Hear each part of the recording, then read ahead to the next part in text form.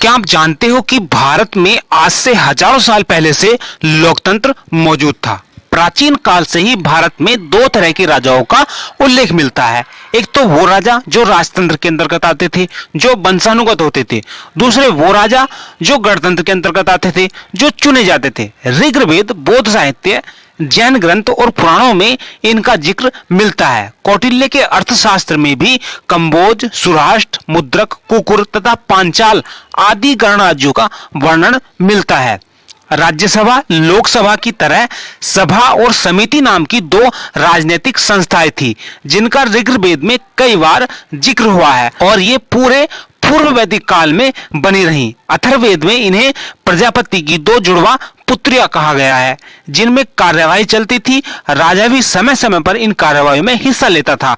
इनके निर्णयों को राजा भी नहीं टाल सकता था। अगर किसी समस्या को इनके द्वारा सुलझाया न जा सकता था तो फिर मतदान हुआ करता था और बहुमत के आधार पर फैसला होता था। राजाओं का एक संघ होता था जो कुछ समय के लिए अपना एक नेता राजा चुनते थे, जो कि राजा की तरह कार्य करता था।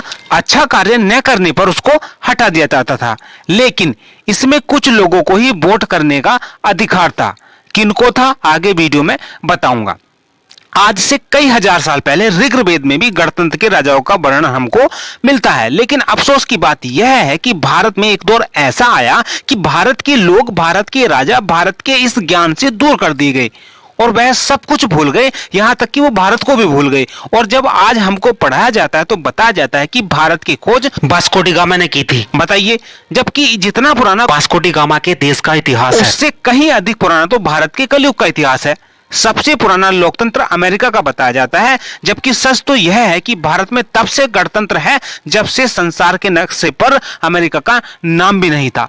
साथियों, इतिहास की तमाम पुरानी से पुरानी जानकारी अपने मोबाइल पर पाने के लिए सब्सक्राइब कीजिए हमारे इस यूट्यूब चैनल को।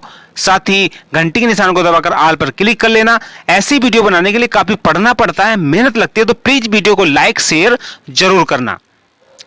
ऋग्वेद, पुराण, बौद्ध साहित्य, जैन ग्रंथ सभी में गणतंत्र और राजतंत्र दो राज्यों के बारे में भरपूर जानकारी मिलती है। बौद्ध साहित्यों में इन 10 गणराज्यों का उल्लेख हमको मिलता है, जिनमें कपिलवस्तु जो उत्तर प्रदेश में बस्ती, गोरखपुर और नेपाल के कुछ भाग तक फैला था। रामग्राम रोहिणी नदी के किनारे पर बसा था। वर्तमान में गोरखपुर में रामगढ़ ताल को यह स्थान मानते हैं।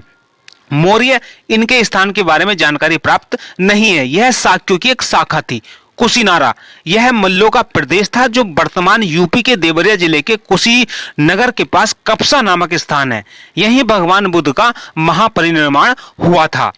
पावा के मल्ल, यह स्थान देवरिया जिला का पंडरोना नामक स्थान है। कुछ लोग फजिलपुर नामक स्थान को यह स्थान बताते हैं जहां पर भगवान महावीर ने देह त्याग किया। अल्लकल्प, यह बुली लोगों का गणराज्य था जो आधुनिक आरा तथा मुजफ्फरपुर के क्षेत्र में आता है। वैशाली, यहाँ के राजा लच्छवी कुल के बताए जाते थे। यह स्थान मुजफ्फरपुर जिले के बसाड़ा नामक स्थान पर प्राप्त है। यह सबसे प्रभावशाली गणराज्य था। मिथिला का विधेय, नेपाल के जनकपुर स्थान से इसका परिचय होता है। सुसुमारगिरी के वर्ग, यह स्थान मिर्जापुर के समीप मिलता है। वर्गों की चर्चा ऐतरेय ब्राह्मण तथा पाणिनि की अष्टाध्यायी में हमको मिलती है। केशपुत्र के कलाम, इसका स्थान ज्ञात नहीं है। गणराज्य की ऐसी प्रणाली थी कि कोई भी फैसला राजा नहीं करता था, बल्कि यह सभा करती थी। जिस तरह राजतंत्र में सारी शक्ति राजा के हाथ में होती थी, उसी तरह गणतंत्र में यह सभी शक्तियां समूह यानी कि गणों के हाथ में होती थी। किंतु ये गण राजकुल के ही लोग होते थे, इनमें कोई आम इंसान नहीं होता था। इसलिए यह लोकतांत्रिक तो थे किंतु पूर्ण लोकतांत्रिक न थे। ये सभी राजकुल मिलकर एक प्रतिनिधि चुनते थे। प्रत्येक सदस्य को राजा कहा जाता था।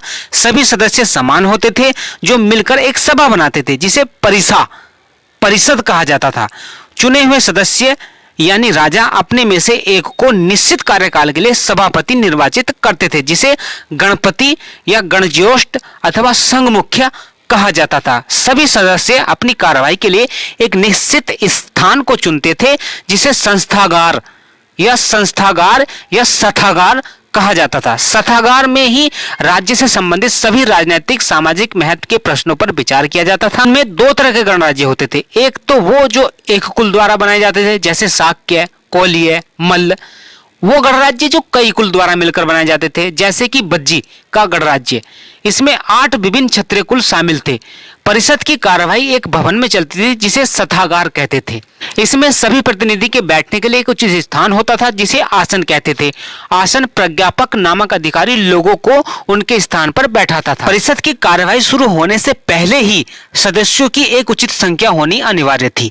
विचारार्थ के लिए लाया जाने वाला प्रस्ताव को प्रतिज्ञा कहते थे। प्रतिज्ञा को सभी सदस्यों को ऊंचे शब्दों में सुना जाता था, फिर 2-3 बार दोहराया जाता था। प्रस्ताव के ऊपर वाद विवाद होता था। पक्ष और विपक्ष का वाद और विवाद होने पर मत लिया जाता था, जिसके लिए छंद शब्द का प्रयोग होता था। मत सलाकाओं द्वारा लिया जाता था, जो लकड़ियों की छोटी छोटी डंडियां होती थी जो अलग अलग कलर की होती थी। इन सलाकाओं को इकट्ठा करने वाला अधिकारी होता था जिसे सलाका ग्राहक कहा जाता था। लोगों के मत को गुप्त रखा जाता था। गण मुख्य बहुमत के आधार पर ही शासन करता था। साथियों, वीडियो से जरा भी आपके ज्ञान में थोड़ी भी वृद्धि हुई हो तो हमारी इस वीडियो को लाइक जरूर कर देना। साथ ही साथ चैनल को सब्सक्राइब कर लेना, क्योंकि इतिहास की पुरानी से पुरानी जानकारी हम अपने इस यूट्यूब चैनल के माध्यम से आपको देते रहते हैं। नमस्कार, धन्यवाद, बने रहिए हमारे साथ।